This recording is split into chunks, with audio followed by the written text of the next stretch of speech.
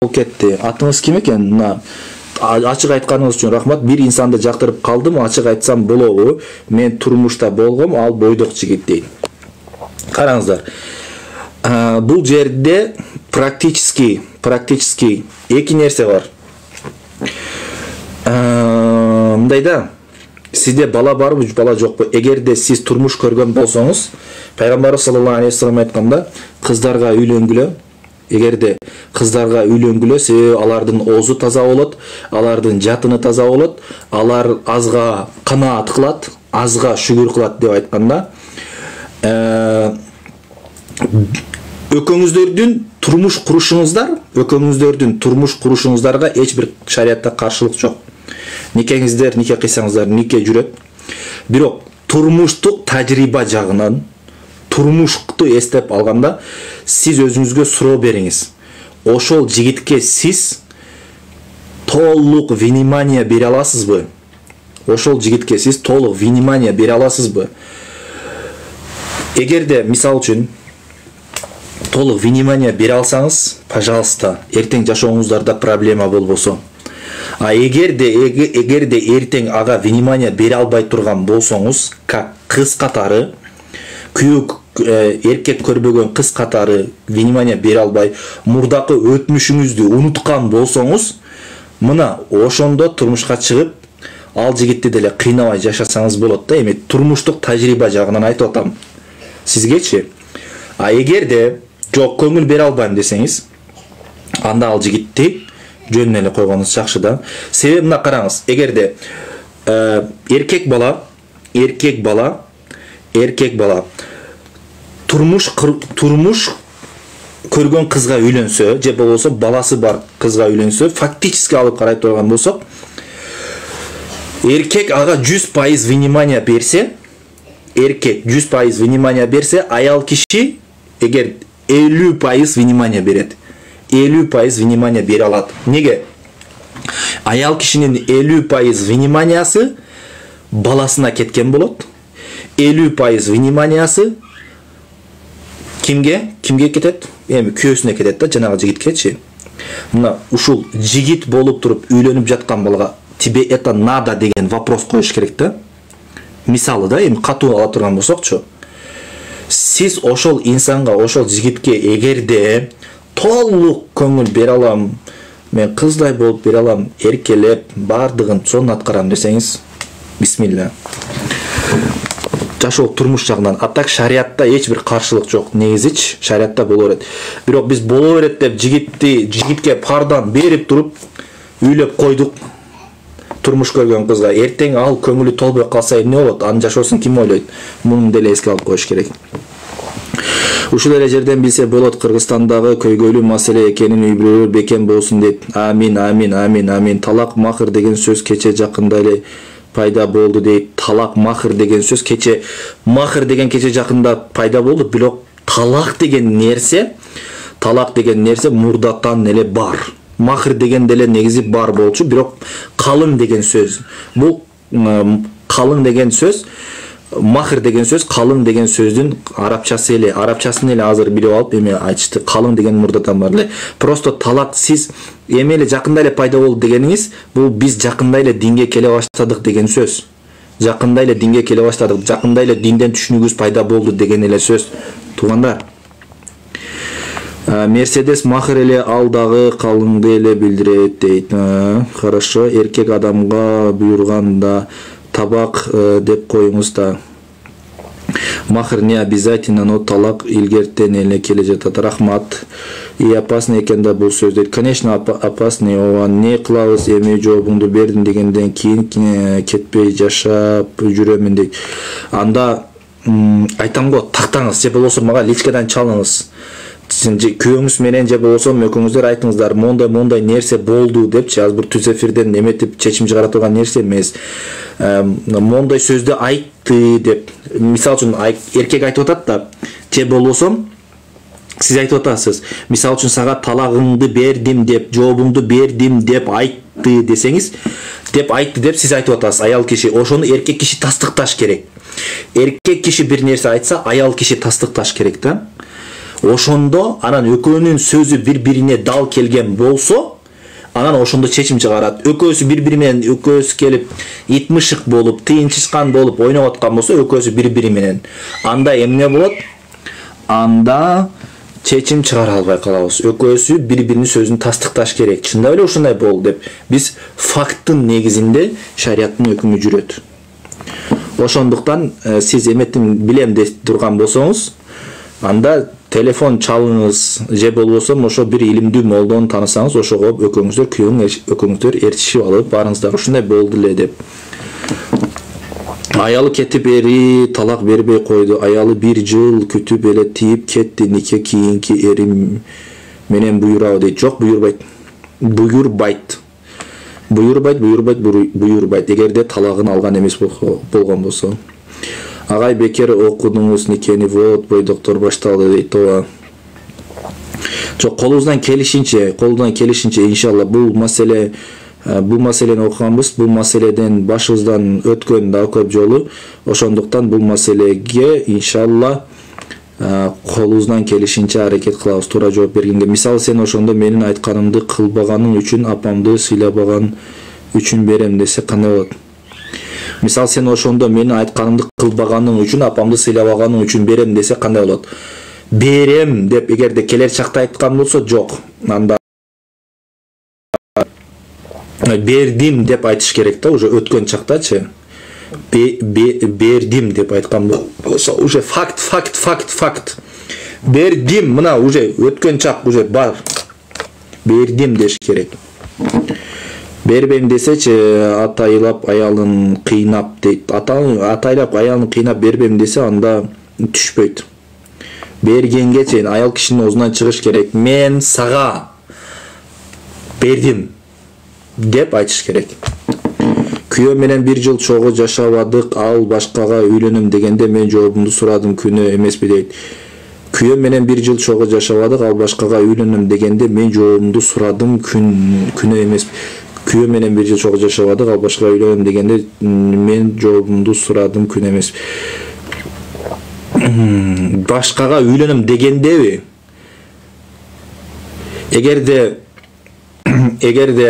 сизди камсыздап аткан болсо, сизге бүт внимание берип аткан болсо, материально, морально бүт бардык жактан камсыздап аткан болсо, күйөөңүз өзүнүн милдеттерин аткарып жаткан болсо, жакшы күйөө болуп туруп мен кийинкисине үйлөнөм деген болсо, сиз жообуңузду сураганыңыз бул туура эмес. Эгерде бүт милдетин аткарып аткан болсо, эгерде аял киши качан эметет, жообун сурай алат.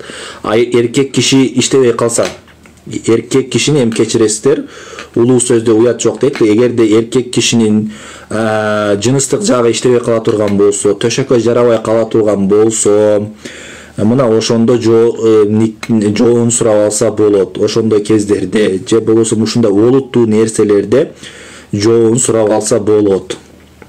Жообун сураса болот. Эгерде эме болбостон туруп эле, кандай десем, мындай повод болбостон туруп эле бардык жакшына эрден эгерде талак сураган, бул күнөө. Жана пайгамбарыбыз айткан го, аялынан, күйөөсүнөн себепсиз талак сураган аял, күйөөсүнөн себепсиз талак сураган аял бейиштин жытын жыттабайт деген эме бар, хадис бар. Талак бергенден кийин ошондо резко ажырашып кетиш керекпи же кайра нике кыйдырыш керекпи дейт. Өзү талак деген бул ажырашуу да. Уже бүттү деген сөз уже сен мага чоочунсуң деген сөз. Талак дедиби, уже бүттү. Ты теперь никто деген сөз болот. Ты теперь никто деген сөз болот. Уже андан кийин уже болду, бүттү. Бири-бирине чочунатан болгон, бири-бирин колун кармабаш керек. Колун кармаганда даже күнөө болуп калат. Бири-бирине өппөш керек. Бири-бирин кучактабайт. Ушундай болот. Уже чочун, чужие люди деп коет орусча. Күйөөм намаз окуйт, бирок көп урушабыз, 4 балабыз бар, эмне кылсам урушпай калабыз. Күйөөм намаз окуйт, бирок көп урушабыз, 4 балабыз бар, эмне кылсам урушпай калабыз дейт. Намазыңызды окуңуз, намаз окуйсуз, намаз окуйт. Сиз намаз окуйсузбу, окубайсызбы? Балким ал сиздин намаз окубагандыгыңыз үчүн урушкусу келип атат. Экөөңүздөр деле намаз окуп чогуу намазга турсаңыздар, ал алдында имам болуп намаз окуса, сиз артында турсаңыз дуа кылып, машалла, кандай сонун болот. Ошон үчүн эметиңиздер. Намазга чогуу туруңуздар, иншалла баары жакшы болот. Бирок жашоодо ушундай жагдайлар көп дейт. Албетте орусчадан эмнени үйрөндүм десе, не дейбиз? Унутуп койдум дейт. Талак сураса эрге тие албай калган деп бербей коет экен кээ бир эркектер, анда аял эрге тие албайбы дейт. Талак албайын сайын эрге тие албайт. Мына ушул нерсе да намыс деп эле аялдар дагы эмете берет. Бирок намысы бар эркек, мен эркекмин деген эркек эгерде аял кишини уже жашабайбы, жакшына бошотуп коюш керек. Жообун бериш керек. Аны артынан чуркатып, дагы бир нерсе кылып, жашаганга ою жокпу, уже толук чечим чыктыбы? Болду, бүттү, талагын бер, жообун бер дагы, ал дагы убакыт өткөрсүн да башка бирөө менен бактылуу болсун. Бирок талак алгандан кийин эле дароо эле Кудай берди деп эле турмушка чыгып кетпестен эмне кылыш керек?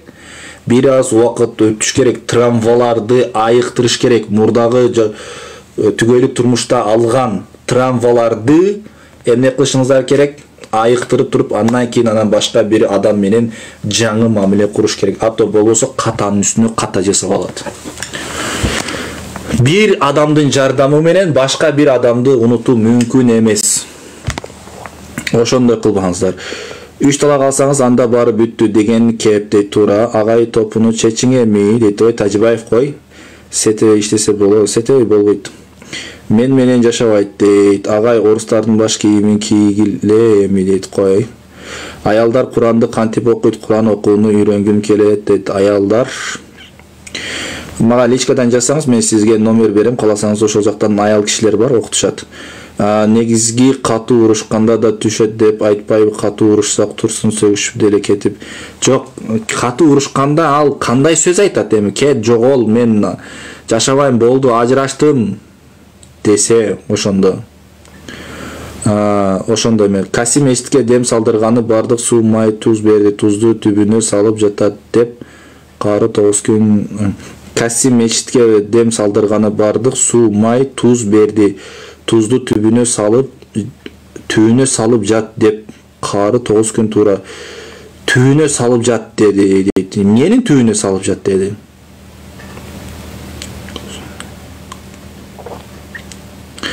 Мерседес түшүнмөдүм, Мерседес никнейм.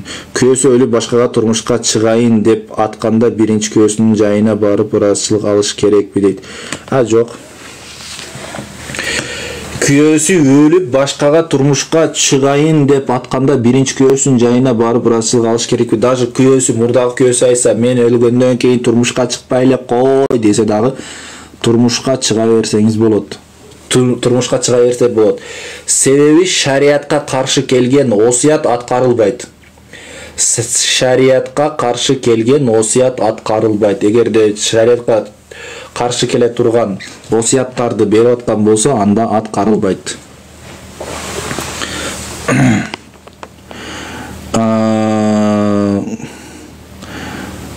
Эркек киши өткөндө, эркек киши кайтыш болду, автоматически уже нике ажырайт. Же аял киши экөөсүнүн бирөөсү өлүп кала турган болсо, кайтыш болуп кала турган болсо, каза болуп кала турган болсо, автоматтык түрдө нике бузулат. Пайгамбарыбыз саллаллаху алейхи вассалам да Хадижа энебизди алганго, ал бойдок болгон Хадижа энебиз чоң балдары бар дейт. Хадижа энебиз радиаллаху анха Пайгамбарыбыз саллаллаху алейхи вассаламга кандай көңүл берген?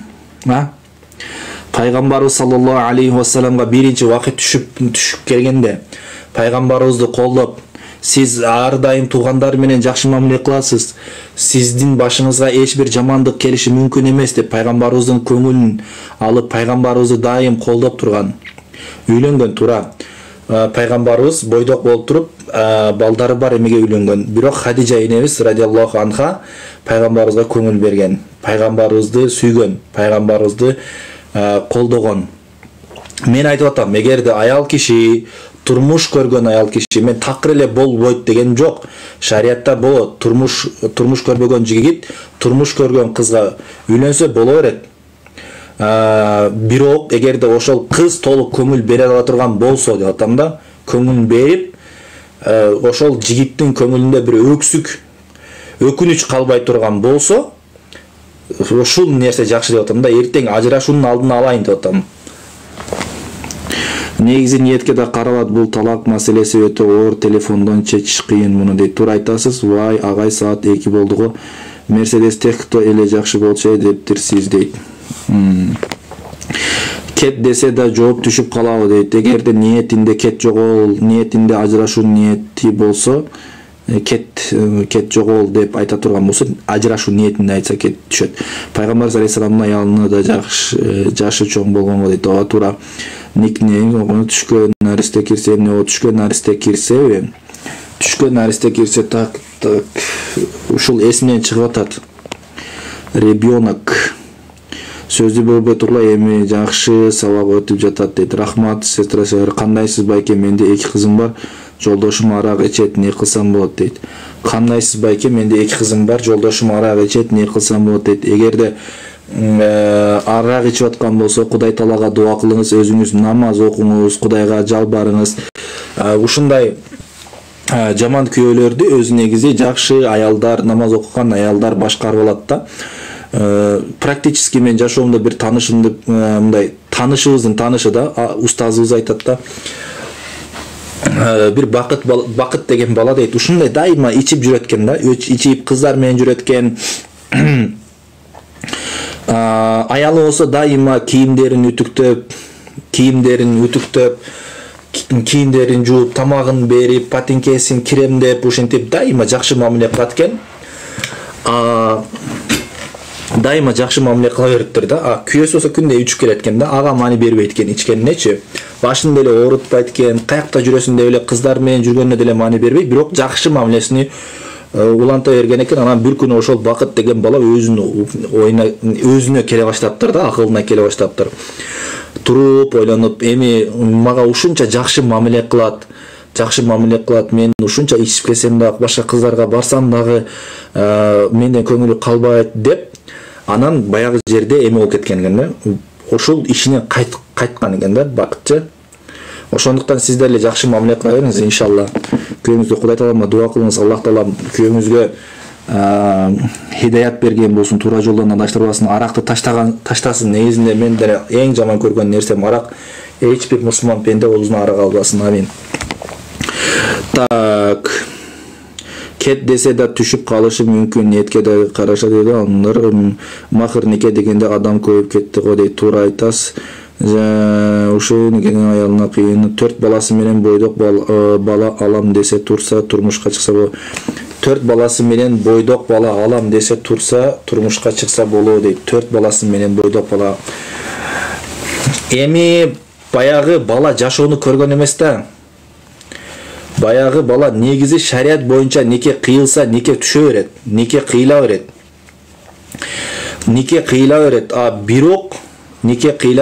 Бирок шариатта нике дурус болот, нике сахих болот. Бирок эми жашоо жагын айтыңыз да, турмуш жагын айтыңыз. Турмуш жагы кандай болот эртең? Турмуш жагы эртең кыйналышы, мына балага кыйын болот да.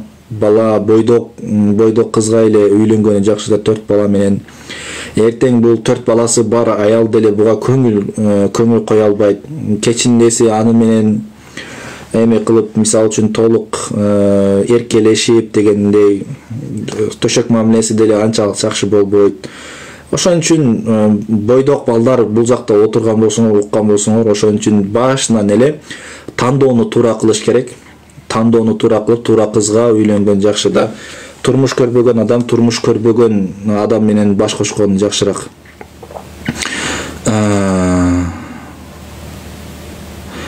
сизге жооп бердик. Талак деген кинодон кийин уктум, талак деген сөзү түшүнүктүү. Ошол жигиттер чоң эжелерге өздөрү алам деп жатат дейт. Ооба, азыр жигиттер азыр ушул нерсе көп маселеде көп болуп кетти ушул нерсечи. Ошон үчүн жигиттерге айтам да, ошон үчүн бул маселеде өтө олуттуу караш керек. Мага 14 жыл мурда калың бир жылкы деген жылкысын барбы жокпу билбейм, берилбей калган дейт. Өзү негизи калыңга деп бир жылкы деп бере турган болсо, калың берилиш керек. Калың берилиш керек. Калың берилбей турган болсо, бир сырды айтайын дедим эле, бирок эртең аял кишилер ошону документ кылып кармап аласыздар да, моундай кылчы ме сага ме деп эле алып келип чаптап коесуздар го эркектердин бетинечи. Ошон үчүн эме дебей эле коеюнчу, айтпай эле коеюн, Ошон